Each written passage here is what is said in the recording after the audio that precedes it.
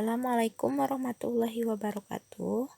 Pada video kali ini, saya akan membahas mengenai kumpulan soal yang sering muncul pada saat pretest PPG. Langsung saja untuk soal yang pertama. Pada rancangan pembelajaran terdapat contoh kompetensi dasar mendeskripsikan permasalahan lingkungan hidup dan upaya penanggulangannya dalam pembangunan berkelanjutan. Maka rumusan indikator yang bisa dikembangkan guru pada tingkatan kognitif menerapkan atau C3 adalah A. Mendeskripsikan permasalahan lingkungan hidup dan upaya penanggulangannya dalam pembangunan berkelanjutan. B. Mengelompokkan permasalahan lingkungan hidup yang berdampak pada pembangunan berkelanjutan.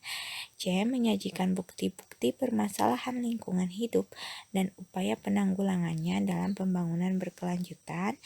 D. Melatih siswa agar dapat mengatasi permasalahan lingkungan hidup yang berdampak pada pembangunan berkelanjutan. E. Membuat kelompok kerja siswa untuk melakukan aksi bersih lingkungan sekolah.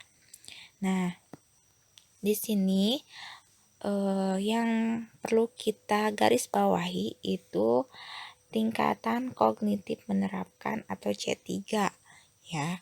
Nah, di sini berarti kita harus tahu dan hafal gitu ya tentang kata kerja operasional untuk C3. Nah, yang paling tepat untuk kata kerja operasional dari tingkatan kognitif menerapkan atau C3 adalah melatih. Nah, ini melatih ya. Kalau membuat berarti C6 ya. Dan yang lainnya itu bukan termasuk ke dalam C3. Jadi yang betul adalah jawabannya D. Jadi kita harus tahu kalau membentuk soal seperti ini ya, nanti berapa C berapa gitu ya. Jadi harus tahu kata kerja operasionalnya. Oke, pertanyaan selanjutnya. Pada sebuah rancangan RPP tertulis terdapat rumusan indikator kompetensi yaitu menjelaskan kondisi operasi sistem dan komponen perangkat keras. Jika seorang pendidik akan menyusun tujuan pembelajaran, maka rumusan yang tepat adalah, ini ada pilihannya ya, tapi kita langsung saja ya. Nah, untuk tujuan pembelajaran, kita harus memenuhi syaratnya itu ABCD, di mana A itu adalah audiens atau siswanya, B itu adalah behavior atau perilaku dari siswanya yang kemudian ada C-nya kondisinya, kondisi bagaimana pembelajarannya, kemudian ada D degree atau pencapaian yang dicapai oleh siswanya seperti apa penilaiannya. Oke, kita telah yang pertama ya. Setelah melakukan proses pembelajaran melalui praktik, ini berarti adalah kondisi ya. Ini kondisi dari pembelajarannya itu setelah melaksanakan proses pembelajaran melalui praktik. Berarti ini adalah C ya. Kemudian siswa berarti A. Kemudian menjelaskan kondisi operasi sistem, ini adalah perilaku siswanya atau berarti B-nya ya, perilaku siswa. Kemudian D-nya degree-nya itu di sini yang jawaban A tidak ada, berarti cuma CAB. Oke. Kemudian yang B. Oke, yang B ini setelah melaksanakan pembelajaran sama, berarti ini adalah C. Kemudian siswanya adalah A. Kemudian dapat menjelaskan operasi sistem komponen perangkat kelas adalah B. Nah, secara benar itu adalah penilaiannya atau D ya. Berarti ini yang lengkapnya itu ya udah kita ketahui jawabannya yang B. Kalau yang C kita telah lagi, ini nggak adanya apa? Adanya C ya, tidak ada C. Kemudian yang D itu ini tidak ada siswanya juga, kemudian tidak ada D-nya atau degree-nya. Ya, jadi tidak lengkap. Oke, gitu ya. Kemudian yang E, ini juga sama, ini tidak ada siswanya, kemudian tidak ada degree-nya juga atau penilaiannya. Oke, jadi jawaban yang betul adalah B. Oke, pertanyaan selanjutnya. Pada saat menyusun perencanaan pembelajaran pokok materi tentang unggas, seorang guru merumuskan tujuan pembelajaran agar siswa dapat mendefinisikan hewan unggas, mengelompokkan dan membedakan jenis-jenis unggas. Adapun pilihan strategi pembelajaran untuk menjelaskan materi kepada siswa tersebut yaitu strategi pembelajaran deduktif. Berdasarkan tujuan dan strategi pembelajaran tersebut mencerminkan ragam pengetahuan yang jenisnya A. Fakta, B. Prosedur, C. Keterampilan, D. Konsep, E. Prinsip. Nah, di sini yang perlu kita garis bawahi atau kata kuncinya yaitu mendefinisikan, kemudian mengelompokkan, membedakan jenis-jenis. Nah, itu merupakan kata kunci untuk pengetahuan konsep ya. Nah, berarti jawabannya itu adalah D ya, konsep. Kalau fakta itu kan biasanya nama, kemudian tempat kejadian di mana. Kalau prosedur langkah-langkah ya. Tuh. Oke, berarti yang jawabannya adalah D. Oke, pertanyaan selanjutnya. Perencanaan pembelajaran yang menekankan pada proses keterlibatan peserta didik secara penuh untuk dapat menemukan materi yang dipelajari dan dihubungkan dengan situasi kehidupan sehari-hari, sehingga mendorong peserta didik dapat menerapkan dalam kehidupan mereka.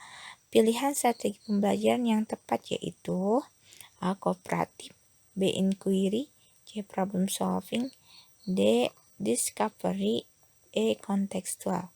Di sini kata kunci yang harus digarisbawahi. Nah, materi yang dipelajari dan dihubungkan dengan situasi kehidupan sehari-hari. Kata kuncinya. Nah, berarti ini adalah kontekstual ya. Nah, karena kontekstual itu kan strategi pembelajaran yang materinya itu dihubungkan dengan kehidupan sehari-hari. Nah, jadi jawabannya adalah kontekstual. Oke, pertanyaan selanjutnya. Seorang guru mengalami kebingungan dalam memilih media pembelajaran yang relevan untuk topik pembelajaran. Media yang tersedia dirasa kurang sesuai dan terlalu sederhana sehingga tidak dimanfaatkan dalam proses pembelajaran. Menurut saudara, kriteria utama yang paling menentukan dalam pemilihan media pembelajaran adalah ya A. Ketersediaan sumber di sekolah, B. Kemampuan karakter guru, C. Kesesuaian dengan model atau strategi pembelajaran, D. Kesesuaian dengan tujuan pembelajaran, E. Biaya produksi media yang murah. Nah, di sini kriteria ya, kriteria dari suatu media dalam pembelajaran yang kita pilih itu yang pertama adalah sesuai dengan tujuan pembelajaran, kemudian kesesuaian dengan materi, kemudian kesesuaian dengan tujuan ya. Nah, di sini berarti ada kata tujuan. Nah, berarti yang paling tepat itu adalah tujuan. Nah, selain tujuan itu ada materi ya, sesuai dengan materi. Sesuai yang paling tepat itu yang pertama adalah kesesuaian dengan tujuan pembelajaran. Tujuan pembelajaran. Jadi jawabannya D. Oke. Pertanyaan selanjutnya. Seorang guru merancang evaluasi dengan mendasarkan pada indikator dan tujuan pembelajaran yang sudah ditentukan di RPP. Evaluasi tersebut dimaksudkan untuk menentukan hasil dan kemajuan belajar siswa. Maka jenis evaluasi yang tepat dipilih oleh guru adalah A. Evaluasi formatif, B. Evaluasi sumatif, C. Evaluasi selektif. D. Evaluasi diagnostik. E. Evaluasi penempatan. Oke. Di sini yang harus kita garis bawahi atau kata kuncinya itu evaluasi untuk menentukan hasil dan kemajuan belajar siswa. Nah, ini untuk menentukan hasil belajar siswa ya, itu ada evaluasi sumatif ya. Dan ini biasanya dilaksanakan pada akhir semester ya. Jadi yang paling tepat adalah evaluasi sumatif. Kalau formatif itu bukan untuk menentukan hasil ya, tapi proses pembelajaran. Selektif berarti untuk memilih, kemudian diagnostik untuk mendiagnostik ya, mendiagnosis anak gitu ya. Kemudian untuk penempatan berarti untuk menempatkan suatu ya itu. Oke, pertanyaan selanjutnya. Tujuan pembelajaran yang tercantum di RPP yaitu siswa diberikan pengalaman langsung tentang peristiwa yang terjadi di pasar tradisional. Maka metode pembelajaran yang tepat dipilih oleh guru adalah A. Metode eksperimen, B. Metode diskusi, C. Metode praktikum demonstrasi, D. Metode simulasi, E. Metode role playing. Nah, di sini ada kata kuncinya itu adalah diberikan pengalaman langsung ya. Nah, pengalaman langsung itu yang paling cocok adalah dengan melakukan eksperimen ya. Jadi eksperimen kan siswa itu mencoba secara langsung. Nah, jadi yang paling cocok adalah metode eksperimen. Oke. Pertanyaan selanjutnya. Berikut ini contoh kegiatan pendahuluan yang paling tepat untuk pembelajaran tentang kekhasan bangsa Indonesia adalah A. Guru menampilkan gambar tarian daerah untuk menampilkan gambaran awal tentang materi. B. Guru bersama siswa menyanyikan lagu Apuse secara bersama-sama. C. Guru meminta siswa untuk menyanyikan lagu Garuda Pancasila. D. Guru meminta siswa menanggapi video suku Baduy yang ditayangkan di awal pembelajaran. E. Guru bersama siswa mendiskusikan tentang kekhasan budaya di daerah Indonesia. Oke, di sini kata kuncinya adalah kegiatan pendahuluan. Berarti kita tinggal pilih mana yang termasuk ke dalam kegiatan pendahuluan. Kalau menampilkan gambar berarti kegiatan inti. Kemudian guru bersama siswa menyanyikan lagu Apuse itu juga bisa diartikan sebagai kegiatan inti, dan ini untuk kekhasan bangsanya Indonesianya ya, ini lebih ke daerah ya. Kemudian guru meminta nyanyikan lagu baru. Nah, ini yang betul adalah jawabannya yang C, karena guru meminta ini udah termasuk ke dalam kegiatan pendahuluan, karena kegiatan pendahuluan itu di dalamnya ada motivasinya itu ini ya, bisa menyanyikan lagu Garuda Pancasila, ini khas Indonesia. Guru meminta menanggapi berarti ini bukan ya, sudah masuk kegiatan inti. Guru mendiskusikan bersama siswa, ini juga termasuk kegiatan inti, berarti jawabannya adalah C. Oke, pertanyaan selanjutnya. Seorang guru menggunakan pertanyaan selanjutnya. Seorang guru menggunakan model pembelajaran yang memiliki keunggulan agar siswa dapat berpikir dan bertindak kreatif, memecahkan masalah yang dihadapi secara realistis, merangsang perkembangan kemajuan berpikir untuk menyelesaikan masalah yang dihadapi dengan tepat. Model tersebut merupakan A. Role playing, B. Inquiry, C. Problem based learning, D. Project based learning, E. Discovery learning. Di sini ada kata kunci untuk model pembelajaran yaitu berpikir kreatif, memecahkan masalah ya.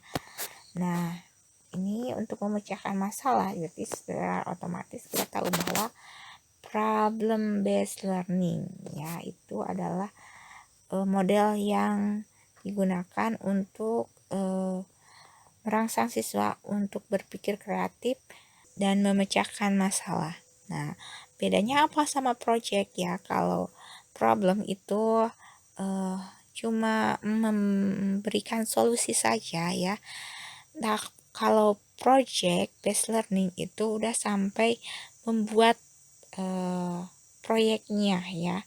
Jadi membuat produknya sampai bisa menyelesaikan permasalahan tersebut.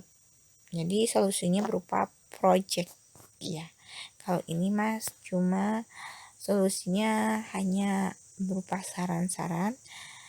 Oke, itu ya. Jadi jawabannya adalah problem based learning. Oke, pertanyaan selanjutnya. Saat proses pembelajaran, siswa diminta untuk berkumpul, untuk berbagi pengalaman dengan teman yang berbeda-beda. Upaya ini dilakukan guru untuk mengembangkan kecerdasan A. Intrapersonal, B. Kinestetis, C. Visual, spasial, D. Verbal linguistik, E. Intrapersonal. Oke, ini ada kata kuncinya itu adalah berkumpul untuk berbagi pengalaman dengan teman yang berbeda-beda. Nah, berarti ini untuk pengalamannya dengan orang lain ya. Nah, yang paling tepat itu adalah intrapersonal. Nah, ini adalah kecerdasan yang hubungan dengan orang lain. Kalau intrapersonal itu kecerdasan untuk memahami dirinya sendiri. Jadi yang paling tepat itu adalah intrapersonal.